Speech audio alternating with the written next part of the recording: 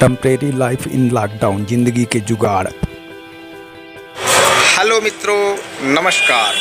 मैं वेद प्रकाश गुप्ता आपको इस वीडियो में दिखा रहा हूं। मित्रों, वीडियो का टाइटल ही ऐसा है कि आप सोच में पड़ जाएंगे, लेकिन जो मैं बताऊंगा उससे आप शायद सहमत भी होंगे। जो दिखाऊंगा उससे आप निश्चित तौर पर सहमत हो जाएंगे। तो पूरा वीडियो ध्यान से देखिएगा और पूरा ध्यान से सुनिएगा। 22 मार्च को एक दिन का जनता कर्फ्यू लगा दिया गया। जनता कर्फ्यू कोरोना वायरस से निपटने की तैयारी के तहत एक दिन का जनता कर्फ्यू, और फिर उसके बाद संपूर्ण देश में पूर्ण लॉकडाउन। हिंदुस्तान में 24 मार्च को 8 बजे रात को प्रधानमंत्री नरेंद्र मोदी जी टेलीविज़न के माध्यम से कहते हैं संपूर्ण देश में संपूर्ण लॉकडाउन लग गया है। हो गई बिना तैयारी के संपूर्ण लॉकडाउन की घोषणा। फिर सुनिए आगे क्या हुआ। संपूर्ण देशवासियों को जो जहां है वहां रहने के निर्देश दे दिए गए। आश्वासन दिया गया कि आप लोग अपने घर में रहें, आपको घर में ही भोजन मिलेगा, आपको दवाइयां भी घर बैठे उपलब्ध कराई जाएंगी और हर सेवा जारी रहेगी। ज़रूरी सेवाएं चालू रहेंगी, परेशान होने की ज़रूरत नहीं। हम जैसों का सुबह का हाल सुनिए। सिलेंडर है पर उस पर गैस नहीं है। किचन में राशन सामग्री नहीं है, क्या किया जाए? खाना कैसे बने? बताइए, खाना कैसे बनाया जाए? हम अपने आप को फंसा हुआ महसूस करने लगे। बताइए क्या करते? अचानक भूख कैसे मिटेगी पेट की? क्या किया जाए बताइए? गरीब आदमी का जो हाल, हमारे जेब में पैसे नहीं हैं, खाली जेब से कोई सामग्री नहीं मिलती, कौन सा दुकानदार फ्री में देगा? समस्या आ गई। अब क्या किया जाए? विचार करने लग गए। एक ही रास्ता नजर आया, गोल्डन टेम्पल का लंगर हाल। वहाँ लंगर चलता है जहाँ की गरीबों को भोजन कराया जाता है, कोई भी वहाँ से भोजन प्राप्त कर सकता है। हमने वही विचार को अपनाया। पहले आप हमारी सुबह की चाय बनाने का तरीका देखिए। जब पैसे नहीं हैं तो दूध नहीं लाया जा सकता, गैस नहीं है तो आग कैसे जलाई जाए। यही सब सोच करके हमने जो तरीका अपनाया उसको आप देखिए और मज़े लीजिए, फिर हमारी मजबूरी समझिए। कुछ इस तरीके से हमने व्यवस्थाएं की। एक बर्तन में पत्ती, चीनी और पानी मिला करके आग जलाने के तरीके को देखिए। क्या किया, कैसे आग जलाई और किस तरह से हमने चाय बनाई। आप देखते जाइए और इधर वीडियो चलता जा रहा है, सुनते जाइए, देखते जाइए। देखिए हमने माचिस से आग कैसे लगाई, पैर में माचिस फंसाई और आग जलाई। कैसे आग जलाई, किन सामग्रियों से जलाई? कटे हुए अखबार के पेपर के टुकड़े मैंने जलाए और उस पर कुछ रबर सामग्रियां डाल दी ताकि आग कुछ तेज़ी से भी जले और देर तक जलती रह जाए। फिर हमारी चाय पकना शुरू हो गई। लेकिन यहाँ पर महत्वपूर्ण ये है कि यह समस्या सिर्फ वेद प्रकाश गुप्ता की अकेले की नहीं है। वेद प्रकाश गुप्ता जैसे लाखों करोड़ों लोग देश पे फंस गए और वो तरह तरह से जीवन बिताने के जुगाड़ अपनाने लगे। करें भी क्या? पेट की भूख मिटाने के लिए तो बहुत कुछ करना पड़ता है। और हमारे देश में अचानक लॉकडाउन है किया गया। अचानक लॉकडाउन, कोई तैयारी तो थी नहीं। लोगों के जेब में पैसे नहीं है पर जो जहां है वहां जाम कर दिया गया। मजदूरों के हाल देखिए, गरीबों का हाल देखिए। यह समझिए कि यह वेद प्रकाश गुप्ता का अकेले का हाल नहीं, बल्कि करोड़ों मजदूरों, गरीबों और बहुत से अन्य लोगों के हैं जो देश के विभिन्न हिस्सों में फंस गए हैं।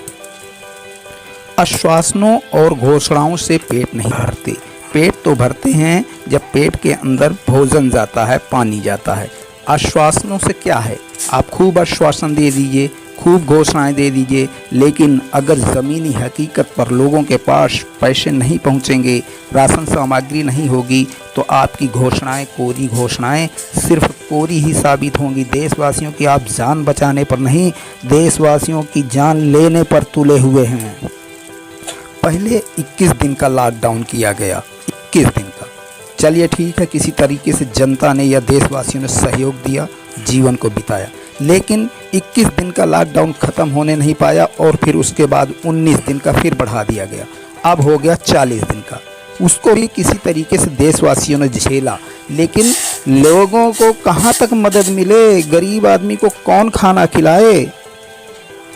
समाज सेवियों से जितना बन सका उन्होंने किया, लेकिन तो वो भी ढीले पड़ने लग गए। वो क्या करें? उनके पास पैसे कहाँ से आए? सरकार ने तो घोषणाएं कर दी, ना तो राशन सामग्री पहुंचाया और ना भोजन पहुंचा। हम जैसे लोगों के पास एक नए की कोई मदद नहीं आई और ना ही कुछ भी राशन सामग्री मिली।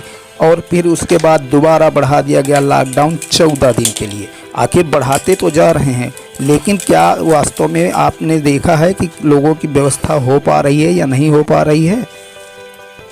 हकीकत यह है, अब नेताओं को अपनी मौत का डर सता रहा है। अब वो छुप करके बैठ गए हैं एयर कंडीशन कमरों में और कर रहे हैं टेलीविज़न के माध्यम से घोषणाओं पर घोषणाएं, लेकिन ज़मीनी हकीकत कुछ और है मेरे साथियों।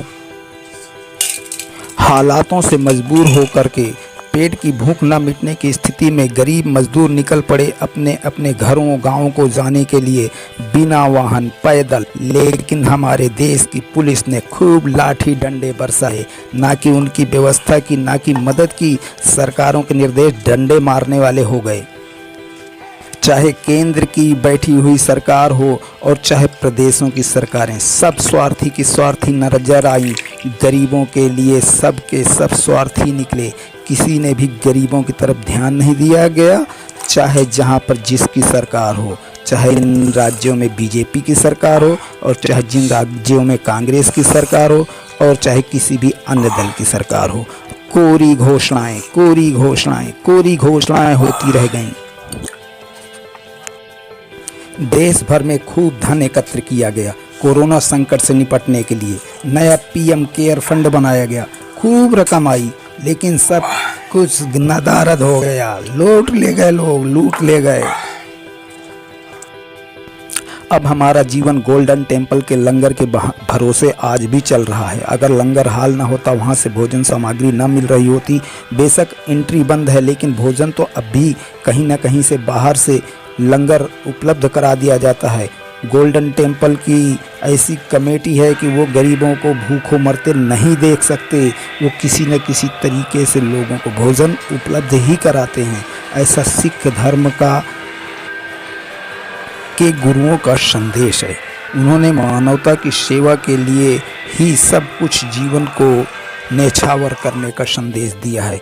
मानवता की सेवा से बड़ी कोई सेवा नहीं हो सकती। सभी गुरुओं ने इसी विचार को आगे बढ़ाया है और अनुयायी आज भी उसको अपनाए हुए हैं।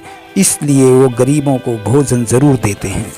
वहाँ जाति धर्म संप्रदाय का भेद नहीं किया जाता। वहाँ हर व्यक्ति को गुरु मान करके, रब मान करके उसकी सेवा की जाती है। उनका कहना ही होता है, मनुष्य ही भगवान है और भगवान ही मनुष्य है। अर्थात सब में वाहे गुरु का दर्शन करना उनका नियम है। सतनाम श्री वाहे गुरु। मेरा उद्देश्य गरीबों के दर्द को सामने लाना है, किसी का दिल दुखाना नहीं, लेकिन सच्चाई को भी सामने लाना है। नेताओं के दोहरे चरित्र को, दोहरे मानदंड को, जो हमारे साथ अन्यायपूर्ण रवैया अपनाते हैं, उसको भी सामने लाने का प्रयास है। इसलिए अगर वीडियो में कुछ कहा सुना गलत हुआ हो तो मुझे माफ़ करिएगा। अमीरों को विदेश से वापस लाने के लिए चलाए गए हैं हवाई जहाज़ और उनको दी जा रही है एयरलिफ्ट की सुविधा। गरीबों के लिए तो बसें भी बंद हैं, रेलगाड़ियां भी बंद कर दी गई हैं। गरीब जहां के तहां फंसे हैं। गरीब और मजदूर सड़कों पर पैदल मार्ग से चल रहे हैं। भूखे प्यासे अपने वतन, अपने गांव लौट जाने की तैयारी में क्या करते, निकल पड़े। यहाँ मरना है तो रास्ते में मरेंगे। भूखों मरने से अच्छा है कि रास्ते में हम चले जाएं। शायद पहुँच गए तो घर पहुँच जाएंगे और भूखों मरने से बच जाएंगे। कितनी निर्दयता के साथ सरकारों ने आचरण कर रखा है, आप विचार कीजिए। और हिंदुस्तान का बिकाऊ मीडिया सरकारों के गुणगान करते नहीं थकता है। वो तो तरह तरह से सरकार की बड़ाइयाँ करने में लगा है। गरीबों मजदूरों की समस्याओं को उठाने की बजाय वो तालियां बटोर रहा है। पाकिस्तान के, कभी दूसरे देशों के हाल समाचार बता रहा है और ये दिखा रहा है कि हिंदुस्तान अब भी पहले से अन्य देशों की तुलना में बेहतर है। सरकार की नौटंकियाँ थाली बजाओ, घंटी बजाओ, दिया जलाओ, मोमबत्ती जलाओ और अब आ गया है फूल बरसाओ। फूल बरसाने से पेट नहीं भरना है। डॉक्टरों को पीपीई किट मिलनी चाहिए, वो तड़प रहे हैं लेकिन कोई सुनने वाला नहीं है। हमारे देश की नाकारा सरकारें अपनी मनमर्जी कर रही हैं और खोल दिए हैं शराब ठेके। शराब बिकेगी खूब धड़ल्ले से। वीडियो के अंत में मैं आपसे एक रिक्वेस्ट करना चाहता हूं कि अगर आज तक अभी तक आपने वेद प्रकाश गुप्ता का चैनल सब्सक्राइब नहीं किया है तो सब्सक्राइब करके नोटिफिकेशन बेल घंटी को ऑन कर दीजिएगा, जिससे मैं यूट्यूब में जब भी कोई नया वीडियो अपलोड करूं आपके पास सबसे पहले जरिए नोटिफिकेशन देखने के लिए उपलब्ध हो जाए।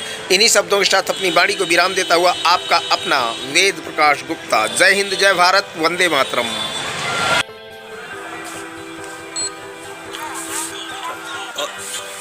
नहीं फड़ी यार, ये यार नहीं आओ पूरी आ रही। ठीक है